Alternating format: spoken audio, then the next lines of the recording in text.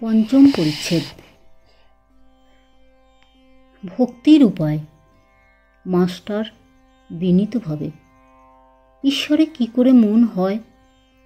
শ্রীরামকৃষ্ণ, ঈশ্বরের নাম গুণগান সর্বদা করতে হয়, আর সৎসঙ্গ।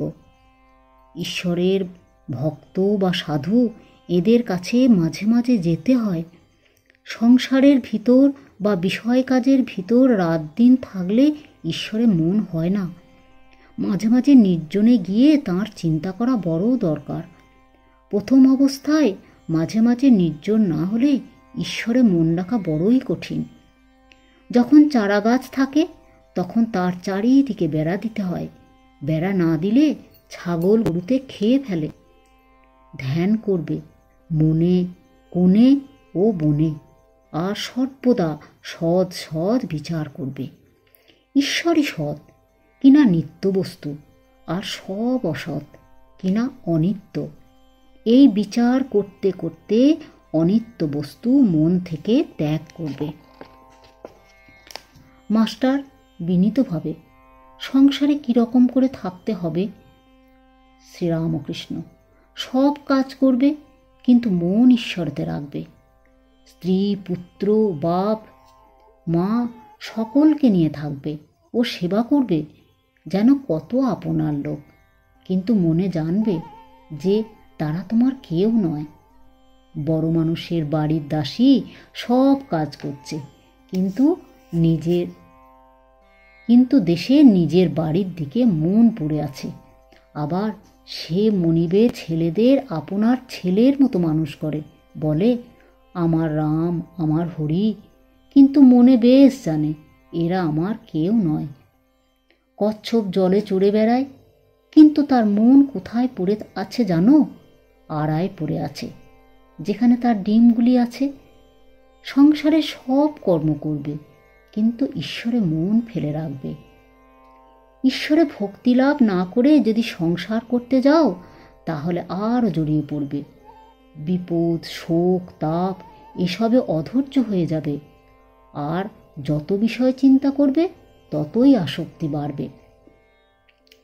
তেল হাতে মেখে তবে কাঁঠাল ভাঙতে হয়, তা না হলে হাতে আঠা জড়িয়ে যায়। ঈশ্বরে ভক্তিরূপ তেল লাভ করে তবে সংসারের কাজে হাত দিতে হয়। কিন্তু এই ভক্তি লাভ করতে হলে নির্জন হওয়া চাই।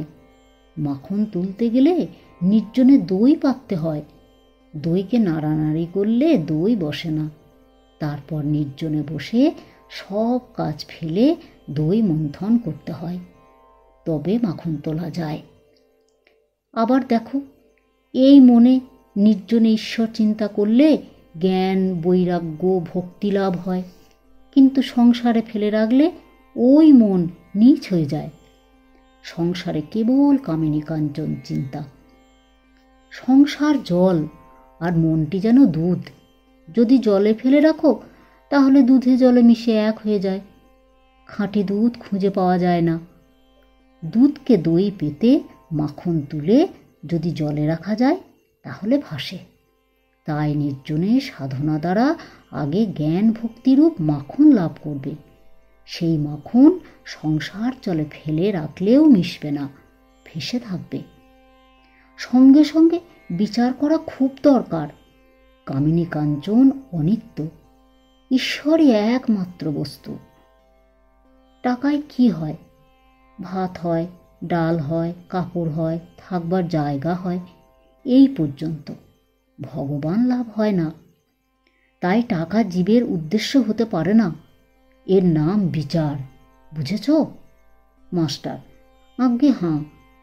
প্রবোধচন্দ্রোদয় নাটক আমি সম্প্রতি পড়েছি, তাতে আছে বস্তু বিচার। শ্রীরামকৃষ্ণ, হাঁ, বস্তু বিচার। এই দেখো, টাকাতেই বা কি আছে, আর সুন্দর দেহেই বা কি আছে?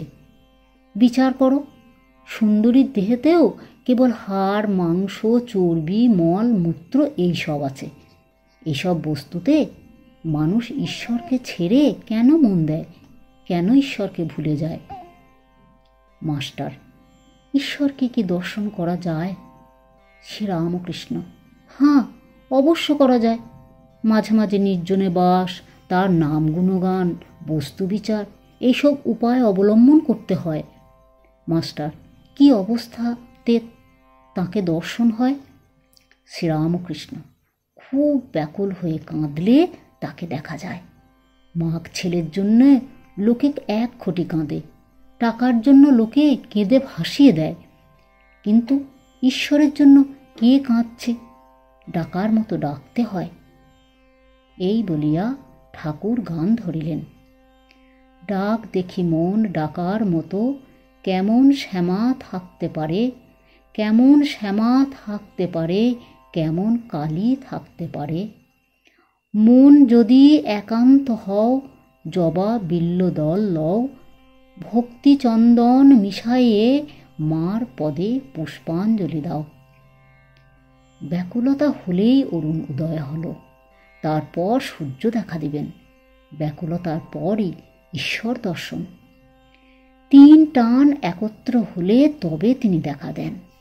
বিষয়ীর বিষয়ের ওপর, মায়ের সন্তানের ওপর, আর সতীর পতির ওপর টান। এই তিন টান যদি কারো একসঙ্গে হয়, সেই টানের জোরে ঈশ্বরকে লাভ করতে পারেন। কথাটা এই, ঈশ্বরকে ভালোবাসতে হয়, ভালোবাসতে হবে। মা যেমন ছেলেকে ভালোবাসে, সতী যেমন পতিকে ভালোবাসে, বিষয়ী যেমন বিষয় ভালোবাসে, এই তিনজনের ভালোবাসা, এই তিন টান একত্র করলে যতখানি হয়, ততখানি ঈশ্বরকে দিতে পারলে তাঁর দর্শন লাভ হয়। ব্যাকুল হয়ে ডাকা চায়। বিড়ালের ছানা কেবল মিউ মিউ করে মাকে ডাকতে জানে। মা তাকে যেখানে রাখে সেইখানেই থাকে। কখনো হেসেলে, কখনো মাটির ওপর, কখনো বা বিছানার ওপর রেখে দেয়। তার কষ্ট হলে সে কেবল মিউ মিউ করে ডাকে, আর কিছু জানে না। মা যেখানেই থাকুক, এই মিউ মিউ শব্দ শুনে এসে পড়ে।